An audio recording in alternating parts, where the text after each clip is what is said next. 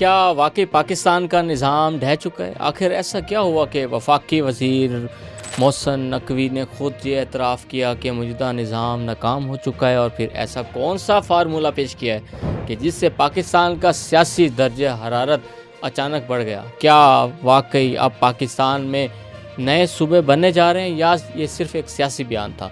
اور سب سے اہم سوال، کیا محسن نقوی اکیلے یہ فیصلہ کر سکتے ہیں؟ پاکستان کی اس حالت میں جانے میں اس کے ذمہ دار جتنے ہیں وہ یہاں پہ بھی بیٹھے ہوئے ہیں اور یہ سامنے بھی بیٹھے ہوئے ہیں۔ بھائی ایک چیز جو 70 سال 80 سال سے نہیں چل رہی، آپ 10 سال بعد بھی یہیں بیٹھے ہوں گے اور اسی طرح تقریر کر رہے ہوں گے اور اسی طرح اپنے مسئلے بیان کر رہے ہوں گے، اس نے ایسے کا ایسا رہنا ہے، کیونکہ یہ سسٹم جس کے اندر ہم رہ رہے ہیں یہ کولیپس کر چکا ہے، آپ مانے نہ مانے۔ اسلام آباد میں ہونے والی ایک معاشی سمٹ کے دوران محسن نقوی نے کہا کہ پاکستان کا موجودہ نظام کولیپس کر چکا ہے اور اب ملک کو نئے انتظامی یونٹس یا نئے صوبوں کی ضرورت ہے۔ ان کے مطابق جب تک پورا نظام ری سیٹ نہیں ہوگا، نہ قرض کم ہوگا، نہ معاشی سنبھلے گی، اور نہ ہی عوام کے مسائل حل ہوں گے۔ یہ بیان اس لیے بھی غیر معمولی ہے کیونکہ یہ کسی اپوزیشن رہنما نے نہیں بلکہ خود وفاقی حکومت کے طاقتور وزیر داخلہ نے دی ہے۔ یہی وجہ ہے کہ سیاسی حلقوں میں اس بیان کو ایک بڑے اشارے کے طور پہ دیکھا تھا۔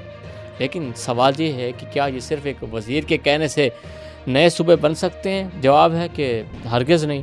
اسی دوران سوشل میڈیا پر ایک اور دلچسپ پیش رفت جو دیکھنے میں آئی، محسن نقوی کے بیان کے فوری بعد جو ہے مختلف سیاسی رہنماؤں کے بیان بھی آئے۔ مختلف پلیٹ فارم پر ایک مبینہ نقشہ بھی تیزی سے وائرل ہو رہا ہے جس میں پاکستان میں متعدد نئے صوبے جو ہے وہ تقسیم کرتے ہوئے دکھایا گیا ہے۔ اس نقشے میں جنوبی پنجاب، ہزارہ، بہاولپور، پوٹھوہار، کراچی، مکران اور دیگر صوبے جو ہے اس کے اوپر نام لکھے ہوئے ہیں۔ محسن نقوی کے بیان کے بعد نئے صوبوں پر بحث ایک بار پھر جو ہے وہ زور پکڑ رہی ہے۔ اسی بحث نے اس وائرل نقشے کو بھی عوامی توجہ کا مرکز بنایا ہوا ہے۔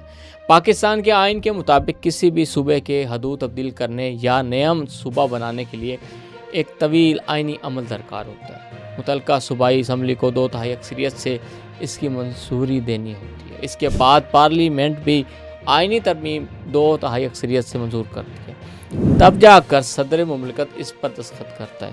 یعنی صرف وفاقی حکومت یا وزیر داخلہ کی خواہش سے نئے صوبے وجود میں نہیں آ سکتے۔ دوسری جانب وفاقی وزیر منصوبہ بندی احسن اقبال نے محسن نقوی کے اس موقف سے جزوی طور پر اتفاق کیا ہے، لیکن یہ ماننے سے انکار کیا ہے کہ نظام مکمل طور پر ناکام ہو چکا ہے۔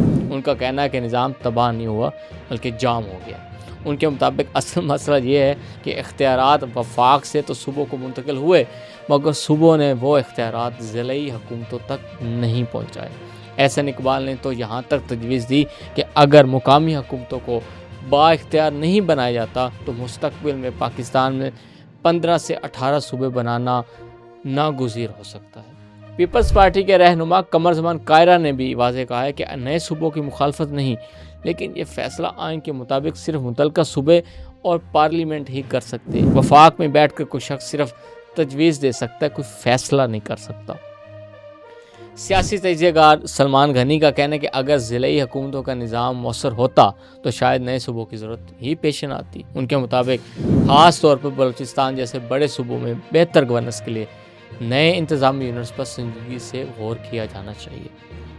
سینئر صحافی رؤف کلاسرا نے محسن نقوی کی تقریر کو غیر معمولی قرار دیتے ہوئے اسے ماضی کے ایسے بیانات سے جوڑا ہے جنہوں نے پاکستانی سیاست میں بڑے بحران پیدا کیے تھے۔ ان کے مطابق حکومت کے اندر سے اتنی سخت تنقید معمول کی بات نہیں۔ اب سوال یہ ہے کہ کیا یہ بیان آنے والے کسی بڑے آئینی یا سیاسی منصوبے کا آغاز ہے؟ کیا پاکستان واقعی انتظامی تبدیلیوں کی طرف بڑھ رہا ہے یا پھر یہ صرف گورننس کی ناکامی کا اعتراف ہے؟ آپ کی اس بارے میں کیا رائے ہے؟ کیا پاکستان میں نئے صوبے بننے چاہیے یا موجودہ صوبوں میں صرف با اختیار مقامی حکومتیں ہی مسائل کا حل ہے؟ اپنی رائے کومنٹس میں ضرور بتائیں، اور ایسے ہی اہم سیاسی تجزیوں کے لیے ہمارے چینل کو سبسکرائب کرنا مت بھولیے گا۔